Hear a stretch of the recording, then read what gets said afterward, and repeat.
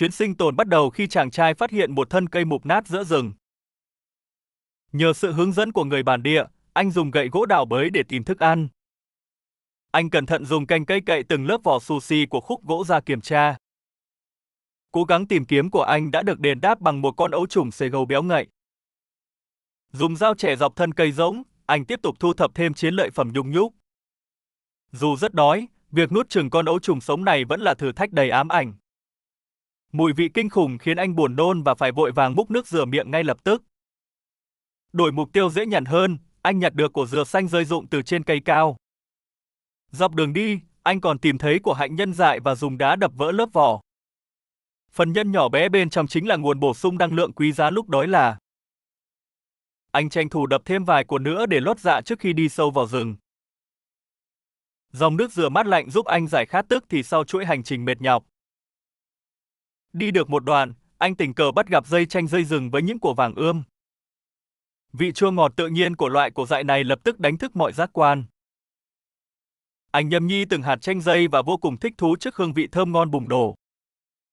Phóng tầm mắt từ trên cao, hòn đảo nhiệt đới hiện ra tuyệt đẹp với làn nước trong vắt. Dưới vùng nước nông, những con cá mập đang điên cuồng lao vào tấn công bầy cá nhỏ. Cuộc đi săn đẫm máu khiến bầy cá con hoảng loạn bơi sát vào bãi cát để trốn. Chứng kiến cảnh tượng này, anh tỏ ra hào hứng vì biết nguồn cá biển đang rất dồi dào. Nhưng trước khi tính chuyện bắt cá, anh quyết định leo lên vách đá vôi tìm hang động. Mục tiêu của anh là lùng sụp hang ổ của loài qua dừa khổng lồ chuyên lẩn trốn.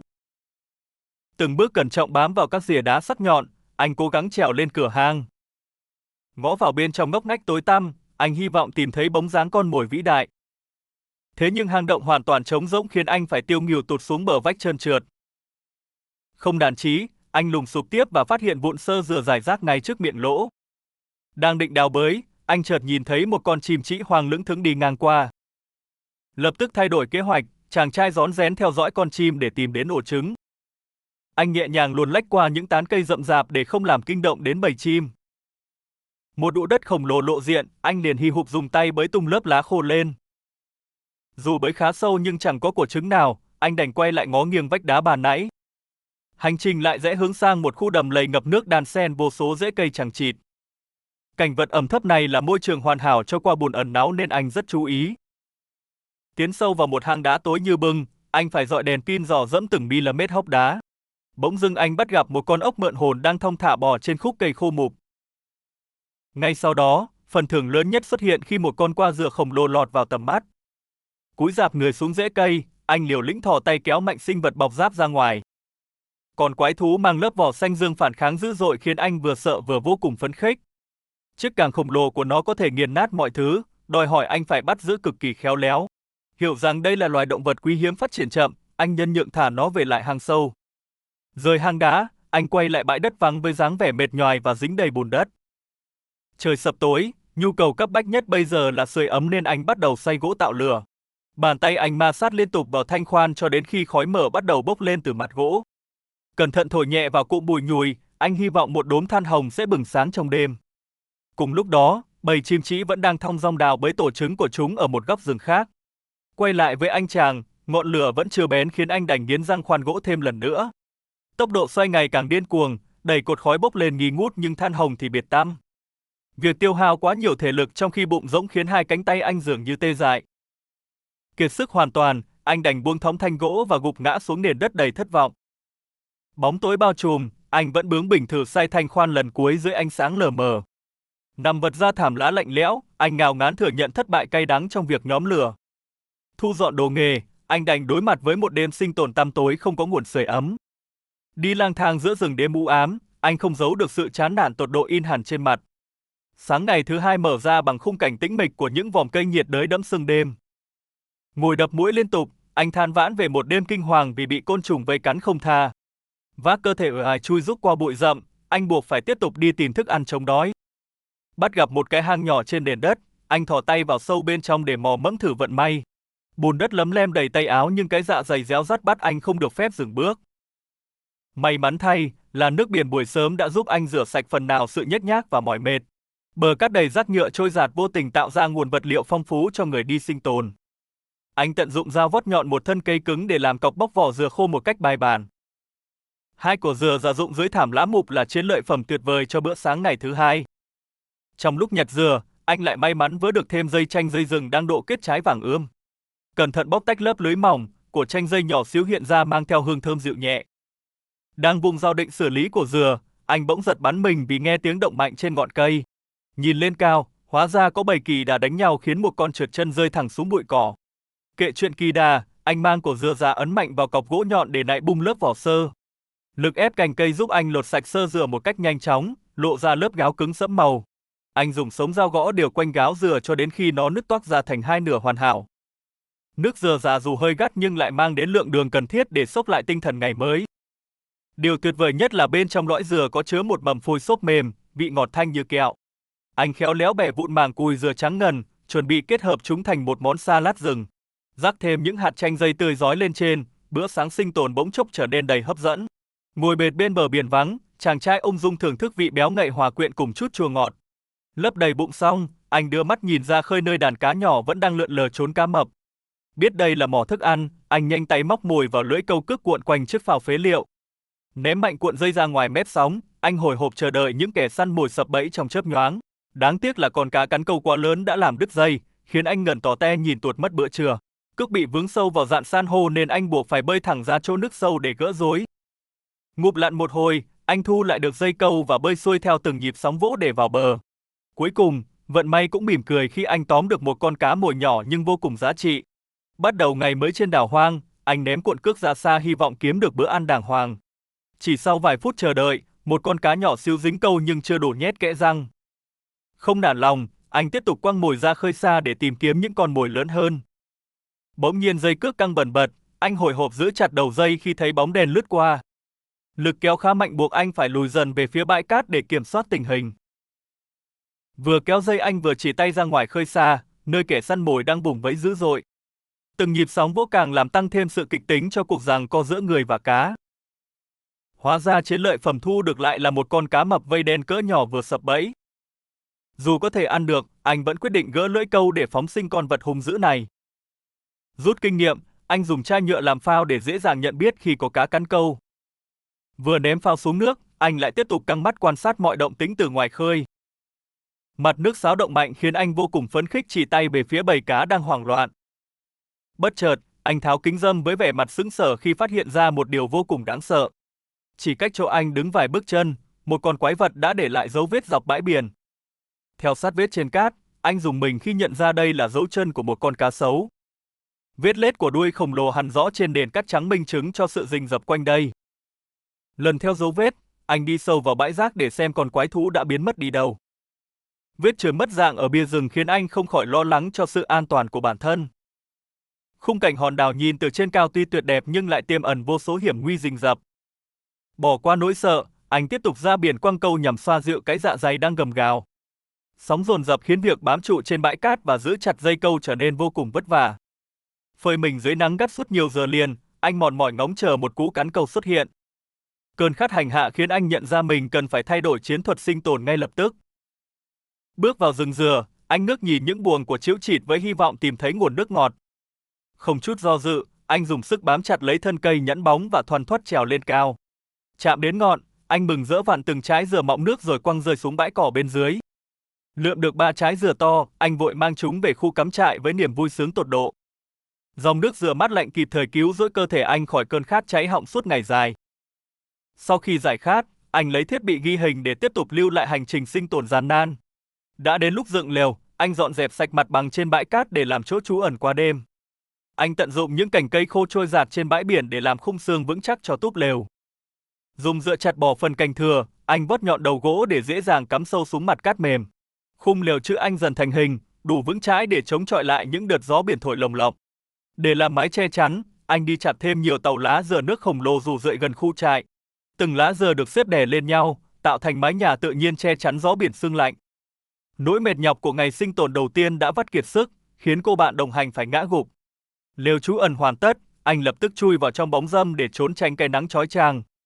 Ngồi trong lều râm mát, anh sung sướng khoe khoang về sự tiện nghi của thành của lao động mệt nhọc. Nằm ngả lưng trên nền lá êm ái, anh thảnh thơi ngắm nhìn những đợt sóng xô bờ ngoài cửa lều.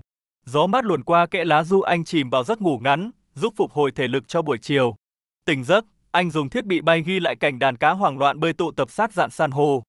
Bay dọc theo bờ biển xanh, chiếc flycam bất ngờ soi được thêm những manh mối kỳ lạ trên nền cát. Vết bò lết từ bãi biển chui thẳng vào lùm cây báo hiệu một sinh vật khổng lồ đang lẩn trốn. Thu hồi thiết bị bay, anh quyết định đi sâu vào rừng tìm kiếm tận hang ổ của sinh vật bí ẩn. Băng qua vách đá lởm chởm, anh bước đi vô cùng cẩn trọng để không dính chấn thương giữa nơi hoang dã. Trong hốc đá lại chính là một con quạ khổng lồ với cặp càng sần sùi trông vô cùng đáng gờm.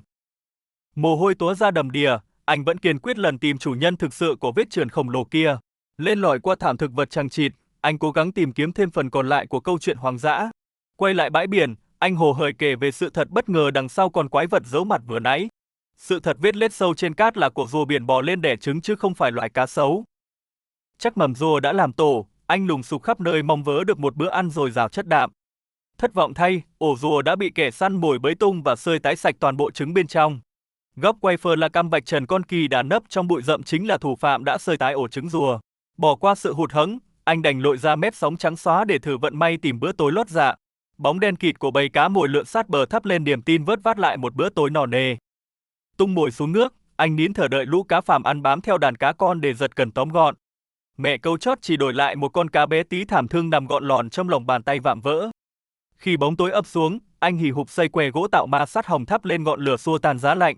May mắn thay, một đốm than hồng bé li ti quý giá bắt đầu lộ diện giữa đống mùn cưa mỏng manh. Khẽ chạm tay, anh nâng niu đốm than mỏng manh sợ gió thổi tắt đi tia hy vọng sưởi ấm duy nhất. Nằm rạp sát đất, anh cẩn thận thổi hơi mớ maxi giúp đốm than đỏ lan rộng dần ra lớp mùn xung quanh. Khi than đỏ rực, anh cẩn thận dốc nghiêng máng thả hạt lửa sinh tồn lọt thòm vào chiếc kén sơ rửa tơi xốp. Nâng bó sơ dừa trên tay, anh nhẫn nại thổi luồng dưỡng khí để đánh thức ngọn lửa ấp ủ bên trong bùng lên. Khói cuộn ngùn ngụt chứng tỏ khối sơ dừa đã nóng đến cực hạn, trực chờ bùng lên thành một ngọn lửa rực rỡ. Bằng một luồng hơi dứt khoát, ngọn lửa bùng lên rực rỡ xé toạc màn khói mờ mịt đang bao vây nó. Cầm ngọn lửa trên tay, nụ cười đầy tự hào của anh đã thắp sáng màn đêm hoang vu vắng lặng. Đống củi khô nhanh chóng bốc cháy rực rỡ, lan tỏa hơi ấm xua tan lớp sương đêm lạnh lẽo bao trùm. Bụng đói cồn cào, anh đành xiên tạm con cá mồi bé tí cùng vài con sên đem nướng lót dạ. Nhìn xiên thịt nướng trên lửa, anh thấm thía việc sinh tồn hoang dã luôn đi liền với thiếu thốn đói khát. Đuối sức dã rời, ảo giác là người ngã gục trên bãi cát lại ùa về ám ảnh tâm trí rượu dã. Xua tan ảo giác, anh ngán ngẩm nhìn xiên đồ nướng thảm hại trên tàu lá xanh, chuẩn bị nuốt xuống lót dạ. Mùi tanh lợm giọng khiến anh nhăn nhó, nhưng cơn đói buộc anh nhắm mắt nuốt vội mớ thức ăn thảm hại. Để xua đi cảm giác lợm giọng, anh vội tu nước rửa ngọt lịm gột sạch mùi khét lẹt trong cổ họng. Vào nằm trong lều, anh mỉm cười giơ ngón cái báo hiệu an toàn vượt qua ngày sinh tồn đầy gian khổ. Vì đói cồn cào, anh xách đèn lẻn vào rừng tăm tối quyết tìm một món ngon bồi bổ dạ dày giống. Trời không phụ người, ánh đèn soi trúng ngay một con quạ dừa khổng lồ đang lầm lũi bò ngang mặt đá. Sự đồ sộ với đôi càng vĩ đại hứa hẹn mang đến bữa tiệc no nê bù đắp cho sự đói kém. Bắt gọn con vật giáp xác trong tay, anh sung sướng khoe chiến lợi phẩm tuyệt vời nhất từ đầu chuyến đi. Trọng lượng nặng trịch hứa hẹn mang tới bữa tiệc sáng thịnh soạn bù đắp trọn vẹn cho chuỗi ngày cực nhọc. Vẫn giữ sự hưng phấn, anh soi đèn lùng sụp vách đá mong săn thêm chiến lợi phẩm dồi dào dinh dưỡng. Sáng ngày thứ 3 thức giấc, anh bàng hoàng nhớ lại chuỗi thời gian sinh tử vừa qua. Sống sót thần kỳ sau vụ chìm thuyền, anh dường như vẫn chưa thể tin vào sự thật. Mở đầu hành trình sinh tồn, người đàn ông tìm thấy con sò lớn trên bãi đá tảng ven bờ. Anh tỏ ra vô cùng phấn khích với chiến lợi phẩm và nhanh chóng giơ lên xem xét cẩn thận. Xa xa trên bãi cát rộng lớn, một chú chó dingo hoang dã đang lững thững dạo bước dò la. Chính loài vật danh mãnh này luôn rình rập quanh đào, buộc anh phải cực kỳ cảnh giác mọi lúc. Ngay gần đó, một hang đá bí ẩn lộ ra dưới đám dây leo xanh mướt mọc bám chằng chịt. Dù cửa hang có vẻ kín đáo, anh vẫn quyết định không dừng chân cắm trại ở nơi âm u này. Ngước nhìn lên mỏm đá cao chót vót, anh bắt gặp một chú chim bói cá đang đậu im lìm. Bên dưới chân vách đá, những vũng nước cạn đọng lại sau đợt thủy triều vừa mới từ từ rút xuống. Dù đã quan sát kỹ lưỡng, anh nhận ra những vũng nước này chẳng có sinh vật nào làm thức ăn. Bất chợt anh nhìn thấy xác một con chim cốc nằm phơi mình trên cát và tò mò tiến lại gần. Sau vài giây xót xa, anh đành đặt lại xác con vật đáng thương và đứng lên chuẩn bị đi tiếp. Bỏ lại bãi cát vắng lặng phía sau, anh hướng mắt về đại dương đang vỗ những đợt sóng bạc đầu. Nơi biển khơi cuộn sóng này từng là hiện trường vụ đắm tàu kinh hoàng của thuyền trưởng Fletcher năm xưa. Người vợ Elias Fletcher cũng có mặt trên chuyến đi định mệnh và phải đối mặt với thử thách khốc liệt. Họ đã rơi vào tay nhóm thổ dân bản địa vốn làm chủ hòn đảo hoang vu này từ rất lâu. Quay trở lại thực tại, người đàn ông phát hiện một bụi hoa màu tím rực rỡ mọc trên bãi cỏ. Anh liền ngắt thử phần lá mọng nước nhai vội và lập tức cảm nhận được vị mặn chát của biển. Nhưng ngay sát cạnh đó lại là những cây nấm hoang dã chứa độc tố nguy hiểm cần phải tuyệt đối tránh. Men theo sườn đồi tùm cây bụi, anh nhận ra mảnh đất này không thiếu những loài thực vật kỳ lạ. Trong số đó có những của đậu biển mang độc tính rất cao, đủ sức gây tử vong nếu ăn sống. Vậy mà thổ dân thuở xưa đã biết cách ngâm rửa nhiều lần để biến nó thành nguồn lương thực an toàn. Cầm đóa hoa đậu biển mỏng manh trên tay, anh thầm thán phục kho kiến thức sinh tồn vô giá của họ. Tiếp tục chuyến đi, anh hướng mắt về dãy vách đá ven biển được bao phủ bởi thảm thực vật xanh rì. Hình dáng kỳ dị của khối đá trầm tích bị gió biển đẽo gọt đã thôi thúc anh bước tới gần hơn. Dưới nền đất trước vòm hang, vô số vỏ sò rải rác chứng tỏ nơi này từng là khu vực sinh hoạt. Từng nếp gấp vách đá đỏ cuốn lượn đã tạo thành một mái che lý tưởng để tránh bão giông. Khi bước hẳn vào bên trong, anh cẩn trọng soi xét từng ngóc ngách của không gian hang động tối tăm này. Ý thức được đây rất có thể là nơi yên nghỉ của người xưa, anh chọn cách không làm phiền và rời đi. Lật lại quá khứ, hang đá này từng che chở cho những bộ tộc đã bám rễ trên hòn đảo khắc nghiệt. Và chính bộ tộc này là những người đầu tiên chạm trán nhóm thủy thủ sống sót dạt vào bờ biển. Lịch sử kể lại rằng những kẻ đắm tàu đã bị thổ dân tước sạch quần áo cũng như mọi vật dụng mang theo. Vị thuyền trưởng lóng ngóng ném thử ngọn giáo chống cự nhưng chỉ khiến chiến binh bản địa thêm phần cười nhạo. Gác lại chuyện quá khứ xa xăm, người đàn ông tiếp tục tiến về phía bãi biển hoang sơ đang lộng gió. Vượt qua những cồn cát dốc thoai thoải, anh đi men theo mép nước đang vỗ vào bờ từng nhịp rầm rì. Từ đằng xa, chú chó hoang Dingo vẫn đang thong dong tản bộ trên nền cát phẳng lì chưa vương dấu chân. Đàn chim nhỏ tung cánh bay sát mặt sóng là tín hiệu rõ ràng cho thấy đại dương đang đầy ắp tôm cá. Ngay trên bờ biển, một con đại bàng dũng mãnh đang tận hưởng một con cá tươi rói rạt vào bờ cát. Trong khi đó, chú chó Dingo đang lội bì bõm dưới dòng nước nông để nhặt nhạnh bất cứ thức ăn nào còn sót. Nhìn những mảnh vỏ sò nằm ngổn ngang dọc bờ cạn, anh đã nảy ra ý định tự mình săn mồi câu. Chỉ tay về phía con sóng bạc đầu, anh quyết định sẽ thử thách sự nhạy bén của mình ngay tại vùng nước nông. Không chần chừ, anh tháo giày tiến chân trần xuống nền cát ướt sũng trong lúc đợt thủy triều vừa kéo ra xa. Hai bàn chân anh liên tục xoay đảo cọ sát xuống cát để tìm kiếm những con sò đang vùi mình dưới lớp bùn. Và rồi nỗ lực đã được đền đáp khi anh tóm gọn một con sò píp y trồi lên theo luồng nước chảy ngược. Nắm chặt chiến lợi phẩm trên tay, anh hào hứng chuẩn bị cho bước tiếp theo của công cuộc săn mồi đặc biệt. Bằng tay không, anh khéo léo bẻ đôi lớp vỏ cứng để moi ra phần thịt mềm làm miếng mồi nhử hấp dẫn. Mùi tanh rượu của thịt sò tươi rói lập tức kích thích một con giun biển khổng lồ ngoi đầu lên thám thính. Con giun từ từ thò mình qua lớp cát ẩm để vồ lấy miếng mồi, rơi đúng vào cái bẫy tinh sáo. Bóp chặt phần đầu trơn tuột của nó, anh phải nhẹ nhàng kéo lên để thân giun không bị đứt làm đôi. Từng tấc cơ thể dẻo dai của con mồi bị lôi tuột lên mặt cát trong sự ngạc nhiên tột độ của người đàn ông. Chú giun biển dài ngoằng vặn vẹo trên tay chính là thứ vũ khí bí mật cho chuyến câu cá sắp tới. Anh đầy tự hào nâng cao con giun khổng lồ để tận hưởng khoảnh khắc đắc thắng đầu tiên của chuỗi ngày sinh tồn. Nhìn miếng mồi sống nguê nguẩy đầy sinh lực, anh tin chắc nó sẽ đánh lừa được cả những con cá tinh danh nhất. Đúng lúc này, con chó Dingo lại lảng vảng tiến đến buộc anh phải để mắt giữ gìn thứ mồi câu quý giá. Cuốn gọn cuộn cước cầm tay, anh nhanh nhẹn sải bước ra mỏm đá đầy rêu trơn trượt đang vươn mình ra biển khơi. Dùng hết sức lực, anh vung cánh tay ném mũi câu gắn mồi giun bay thẳng ra giữa vùng nước đang sủi bọt cuồn cuộn. Chính luồng nước xiết tung bọt đục ngầu đó lại là tụ điểm hoàn hảo để bầy cá đón những mẩu mồi trôi dạt. Ngay khi dây câu giật mạnh, anh thoăn thoắt cuốn cước để lôi tuột kẻ mắc bẫy đang vùng vẫy lên khỏi mặt nước. Theo nhịp kéo, một chú cá bạc nhỏ nhắn lấp lánh đang mắc chặt lưỡi câu trượt dần lên phiến đá đen tuyền. Dù mang thịt rất ngon, nhưng con cá nhạn đuôi én này lại quá bé so với quy định đánh bắt của vùng biển. Anh nhẹ tay gỡ lưỡi câu rồi thả chú cá nhỏ chìm lại vào dòng bọt trắng để nó tiếp tục sinh sôi. Góc nhìn từ trên cao bao trọn bãi biển trong xanh nơi người đàn ông đơn độc vẫn đang nhẫn nại giăng cước. Giữa tiếng sóng biển ồn ào không dứt, bài học lớn nhất mà anh rút ra được chính là sự kiên trì tuyệt đối. Lát sau, sợi cước lại kéo căng dần giật báo hiệu một con cá phàm ăn khác đã sa vào cái bẫy mồi giun. Anh tiếp tục cuốn dây và lôi thêm một con cá cháp có thân hình gai góc vây xuể lên khỏi mặt sóng dữ dội. Con cá cháp này dù khá mình dây nhưng vẫn chưa đạt đủ độ tuổi để người sinh tồn có thể yên tâm dùng bữa. Thế là anh đành ngậm ngùi thu về một chú cá bờ chấm đen bé nhỏ rồi tiếp tục thả nó trở lại biển khơi. Sau những giờ thả câu không mang lại kết quả, anh rẽ sang hố bùn nhỏ chứa thứ nước ngọt do trời mưa để lại.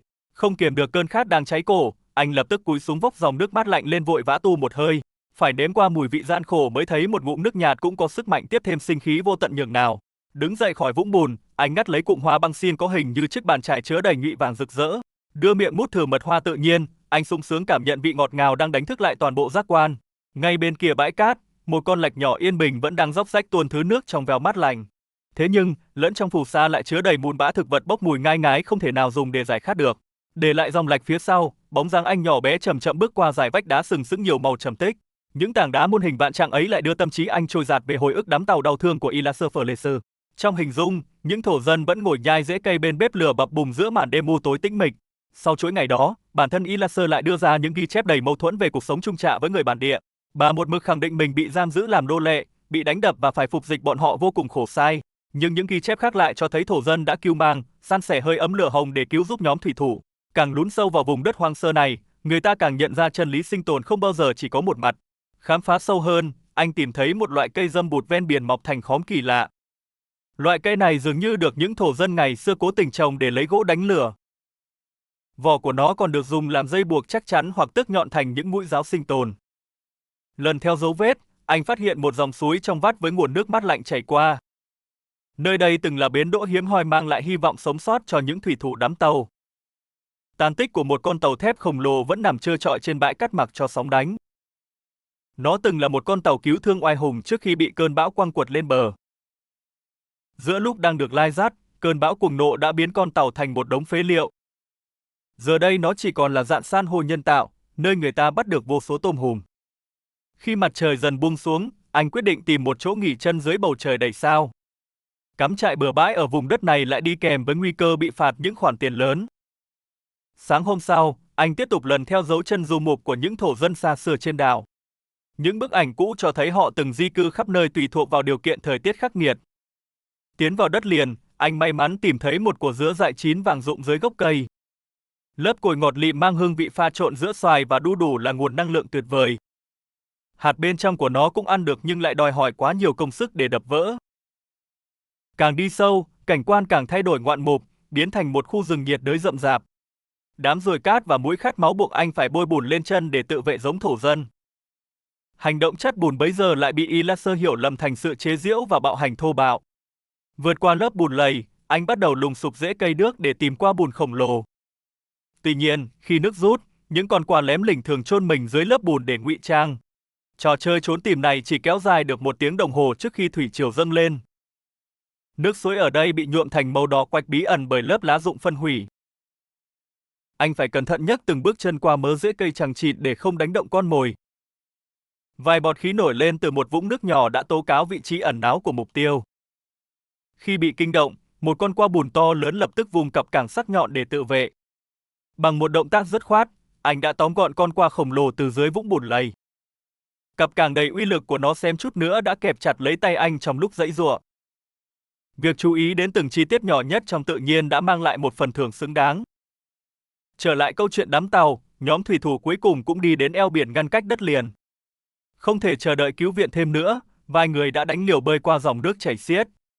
Để sống sót qua đêm lạnh lẽo, họ buộc phải dùng đá lửa tạo ra những tia lửa nhỏ nhoi. Trở về hiện tại, quạ bùn và vài con nghêu đã trở thành bữa tối thịnh soạn bên bếp lửa.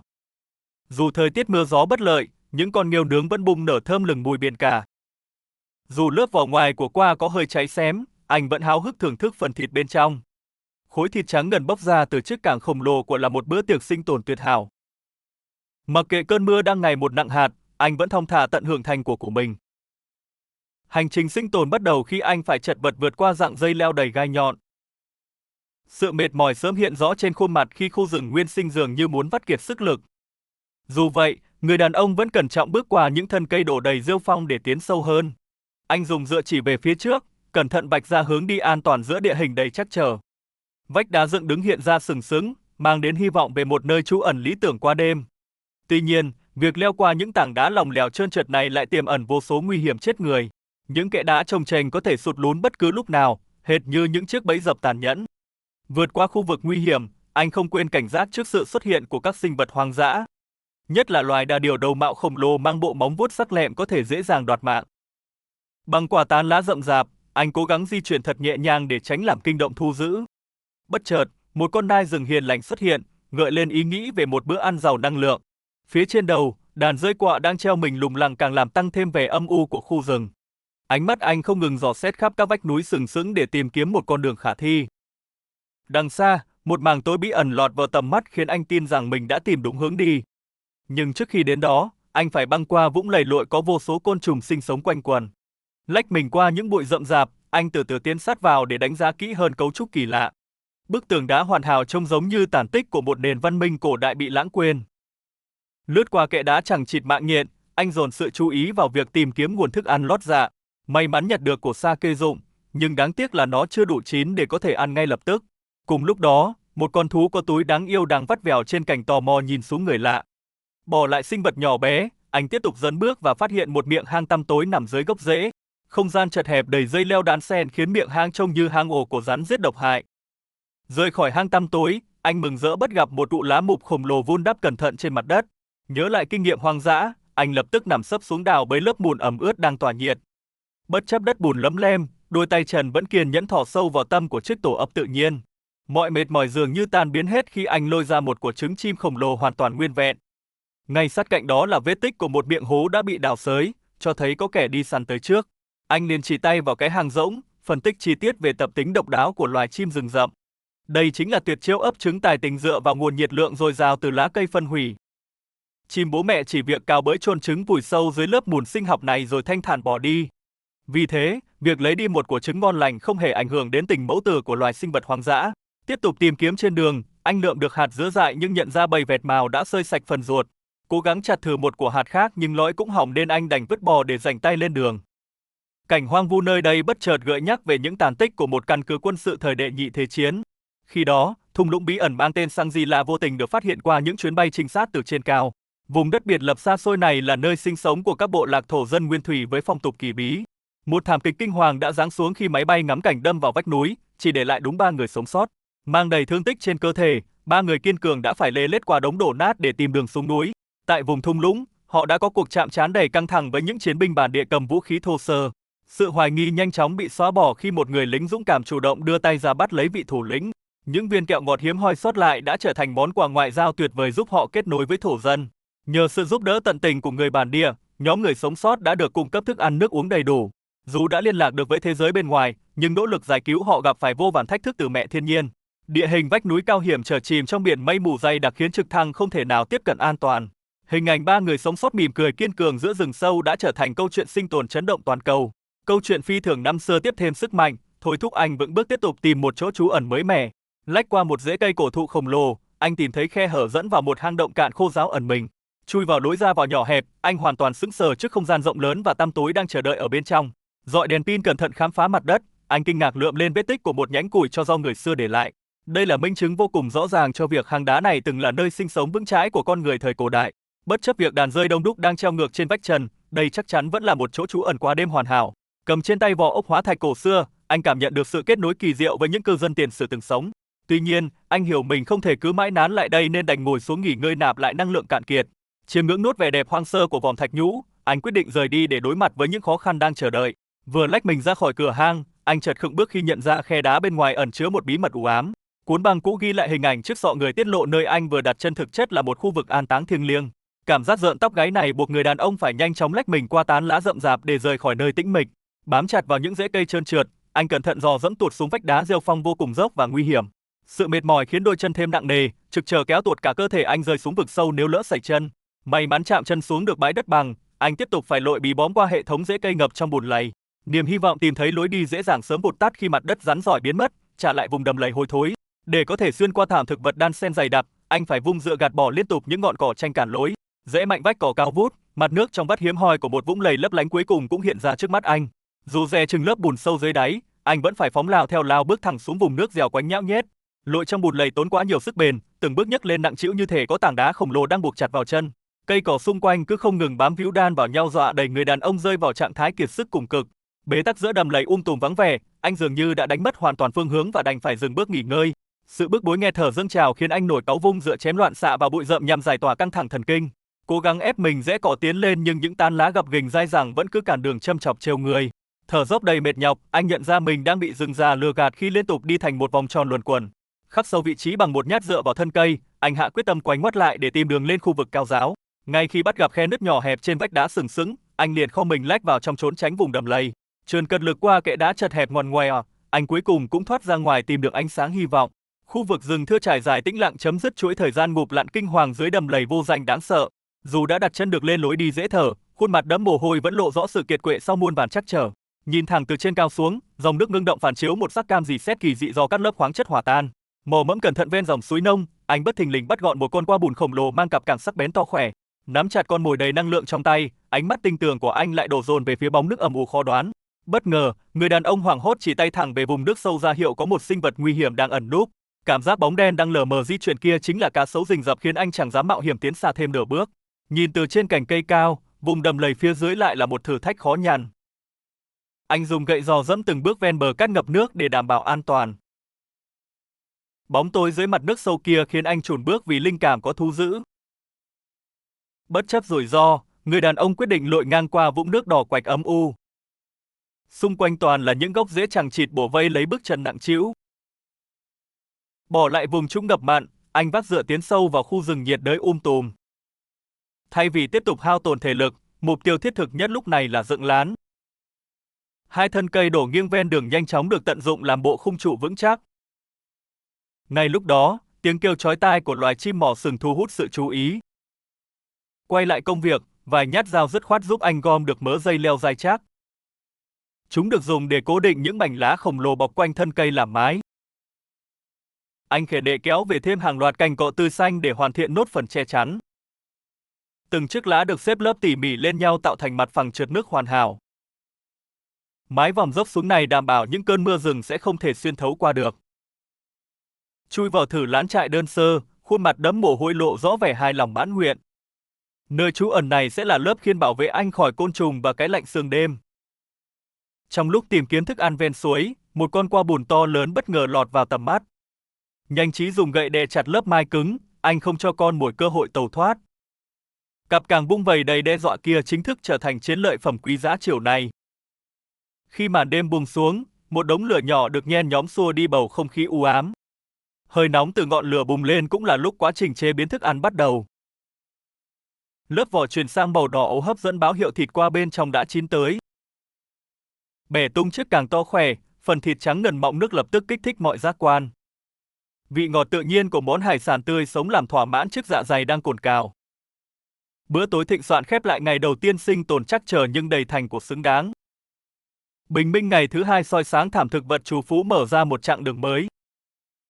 Men theo con suối cạn lởm chởm đá cuội, anh dùng dựa lật tung mọi ngóc ngách dò xét. Bất ngờ một bóng cá vụt qua dưới làn nước trong vắt nhưng anh không kịp phản ứng. Quyết không bỏ cuộc, ánh mắt anh hướng lên những bó dây leo thả mình từ ngọn cây cao. Một loạt thân cây sệ thẳng tắp mọc ven bờ được chặt xuống làm vật liệu thay thế. Để mớ nan xanh gom lại một chỗ, kế hoạch làm bẫy bắt tôm cá chính thức bắt đầu. Dùng lạt mỏng buộc chặt một đầu, bộ khung xương hình nón của chiếc lồng dần thành hình. Tiếp theo là công đoạn tìm kiếm sợi dây leo dẻo dai để uốn vòng đài cố định. Do vật liệu ban đầu quá giòn dễ gãy, anh đành phải lang thang luồn lách vào trong rậm. May mắn tìm được loại dây mềm dẻo hơn, thao tác đan lát lập tức được tiếp tục. Giữa lúc mải mê bện bẫy, một chú bướm nhỏ không em dè đậu hẳn lên chân người thợ. Những sợi lạt luồn lách thoăn thoắt đan chéo vào nhau giúp thân lồng trở nên vô cùng chắc chắn. Cấu trúc hình nón thuôn dài này đảm bảo con mồi chui lọt nhưng hết đường quay đầu lại. Giấu sẵn cục mồi thơm lừng vào tận đáy, anh cẩn thận đặt bẫy chìm xuống vũng suối nông. Ngay khi vừa hạ thủy, hương vị thức ăn liền quyến rũ đàn tôm hoang dã bơi đến gần. Để mặc chiếc bẫy tự làm nhiệm vụ, anh phấn chấn vạch lá ngược dòng khám phá thượng nguồn. Bước qua bãi đá ngổn ngang, một ngọn thác hùng vĩ đổ ập xuống hiện ra đầy ngoạn mục. Dòng nước trong vắt xối xả giữa dải lụa xanh mát của thảm thực vật vẫy gọi đầy mê hoặc. Bỏ lại quần áo, anh sung sướng lao mình xuống hồ bơi tự nhiên gột rửa mọi mệt mỏi. Cảm giác sảng khoái lan tỏa khắp cơ thể sau bao ngày vất vả chống chọi nơi hoang dã. Trở lại với cái bẫy mây che đan, anh hồi hộp ra hiệu giữ im lặng để theo dõi. Bên dưới làn nước, con tôm càng lớn thận trọng tiếp cận lối vào dẫn tới miếng mồi ngon. Dù rất thèm khát, nó vẫn lượn lờ chần chừ dò xét sự an toàn của chiếc lồng kỳ lạ. Sau một thoáng giằng co, bản năng sinh tồn đã thúc đẩy nó ngoạm chặt lấy miếng thức ăn. Nhanh như chớp, người đàn ông chồm tới giật tung chiếc bẫy lên khỏi mặt nước khóa chặt mục tiêu. Chiến lợi phẩm giãy giụa tung tóe trên nền sỏi chứng minh nỗ lực đan lát đã thành công. Việc bắt được tôm tươi tự nhiên tiếp thêm rất nhiều động lực sinh tồn nơi rừng sâu nước độc. Tận dụng nắng gắt buổi trưa, anh lấy bình nước làm thấu kính hội tụ nhiệt lên lớp mùn khô. Tia sáng tập trung nhanh chóng đun đỏ lớp bùi nhùi làm bốc lên làn khói mỏng đầu tiên. Kề sát miệng và thổi nhẹ, axi liên tục tiếp sức khiến đốm than ngấm ngầm lan rộng ra. Chỉ trong chốc lát, một luồng khói đậm đặc hơn tuôn trào báo hiệu lửa đã sẵn sàng bùng lên. Đốm than lập tức được ấp vào một khúc gỗ chứa đầy nhựa cháy tự nhiên của rừng rậm. Khúc gỗ kỳ diệu kia bất lửa dai dẳng như tẩm dầu hỏa mang theo hơi ấm bừng sáng. Đặt nó vào giữa mớ lá khô vụn nát, anh ra sức thổi mạnh để kích ngọn lửa to. Ngọn lửa bùng lên mãnh liệt chứng minh loài cây nhựa thông này đúng là báu vật tạo lửa. Để chuẩn bị bữa trưa, anh hái vội một tấm lá cọ lớn để làm mâm gói thức ăn. cho đồ ăn vào giữa rồi buộc chặt lại, bọc lá gọn gàng được đặt thẳng lên bếp than đỏ. Hơi nóng ngùn ngụt bốc lên từ mỡ cùi khô hứa hẹn mang đến một món nướng dân dã tuyệt hảo. Bóng dáng ngọn thác hùng vĩ vẫn tung bọt trắng xóa hòa cùng giai điệu êm ả của thiên nhiên. Nạp đầy đủ thể lực, anh mỉm cười tự tin sẵn sàng đối mặt với hành trình khắc nghiệt phía trước.